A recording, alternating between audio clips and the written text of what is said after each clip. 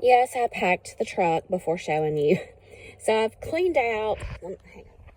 So this year I decided I absolutely was not putting up all of my Christmas. Y'all, I literally clean out 1, 2, 3, 4, 5, 6, 7 of 7 shelves in my entertainment center. I clean all those off with my everyday items. I have 2 large shelves that run the length of one of my walls that's full of everyday whatnots and stuff. I clean that off completely and to put up my Christmas decoration. And I decided this year I just was not doing it. I was not putting all that away to put up Christmas. I'm 49 and I'm just tired. So I decided to keep what are my favorite items and get rid of some things that were older, get rid of some things that I love but aren't necessarily my favorites anymore. And so that's what I did. When Greg and I first got married, I sold Christmas Around the World, which was a division of home interiors. So I had tons of Christmas stuff. And then the stuff that I've just acquired over being married, 27 years. So I decided to downsize and purge some of my personal Christmas and see if anybody was interested in it. So here are some of the things that I sold out of my personal stash.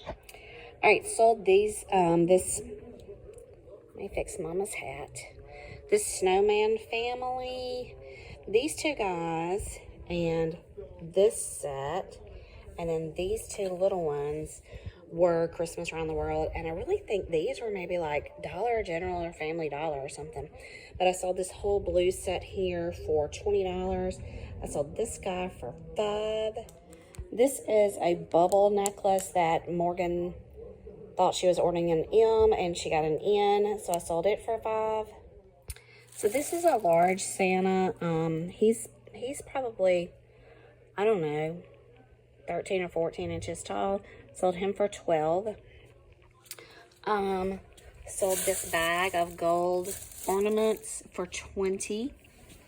And I sold, this is a bag of little weighted gnomes.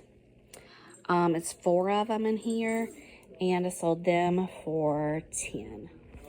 I was wrong. I did not sell him for $5. I sold him for $5. So that one is still available. This one is sold. All right, here's some things that are going out in the morning. This is I don't know if you say bagatelle. I'm not sure. It's a brown suede jacket with floral embroidery on one side and then down on the pocket of another. I got this at a thrift store quite some time ago. Probably my first year of reselling. And I probably paid about $8 or $9 for it, which I would never do these days. So somebody offered me $31. $31. I get $24.80 back. And then I just picked this up last Friday at a thrift store for $1. It is a vintage sweater, V-neck, houses, apple trees, sheep. It is designed by Deans of Scotland, and it's sold on eBay. The buyer is all in $34.07. I get $20.39 back, and it only cost me $1. And I sold another cardigan on Poshmark, and surprise, surprise, I can't find it. Stay tuned. Well, y'all, I packed up my nutcracker and didn't show it to you. So he was just a basic toy soldier nutcracker, standard look. Picked him up at a yard sale for $1. He was a Steinbach, but he had a few little issues, so I priced him reasonably.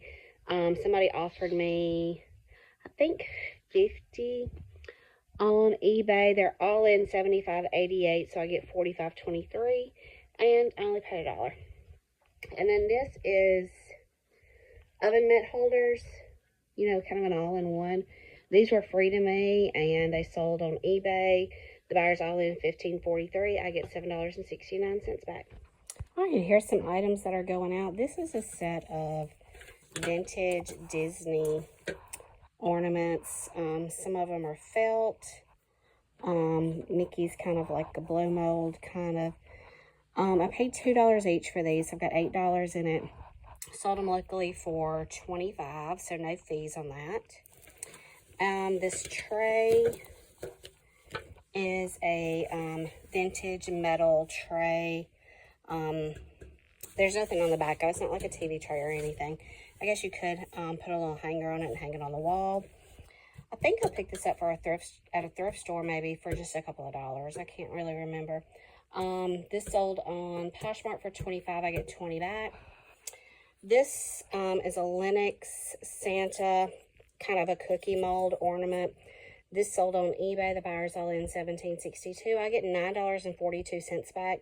This was in a box of Christmas stuff I bought at a yard sale that I've long since made my money back on the entire box. I separated this out and sold a lot of the stuff in a lot, but I kept this one separate. So $9.42 coming back to me on this. This is a mud pie, little fine corduroy romper with the shirt underneath. This sold on Posh for $15. I get $12 back. I think this was in a storage unit that I got one time. And these are some rose kind of velour Lululemon leggings. These sold locally for $20, I think. And I think these are out of Morgan's Closet. All right, this little Snoopy kids sweater sold on Poshmark for $25. I get $20 back. I picked this up at a yard sale for $1. And this is a very large vintage Ole Miss blanket that I picked up at a thrift store for $7 and sold it for $30. All right, this Columbia jacket sold on eBay. The buyer's all in $61.76. I get $41.97 back. I got this quite some time ago at the bins. And this little butterfly mail holder envelope wall hanging thing sold on Poshmark for $26. I get $20.80 back. I either paid $1, $2, or $3 for this at a thrift store. I can't remember, but it was no more than $3. This is the result of a free storage unit. I've said it so many times. I'm trying to downsize clothes, but when somebody says the storage unit is free, can you come pick it up? Yeah, okay, I'll come pick it up. Because there are some boxes of things. So hopefully, you know, you never know what you're going to find. And like, look at this little twin headboard. It's solid wood. It's not particle board or anything like that. So, I don't know. We'll see. So how did I get a free storage unit? I used this website to bid on units. I've purchased several units through this website, and I guess they just understand kind of where you're located and you've bought from this facility before. No one bid on this unit. Are you interested in it? Now, I still have to put up my cleaning deposit that I get right back as soon as I show that the unit is clean. But it was a 5x10 unit, and it cost me absolutely nothing. All I had to do was clean it out completely.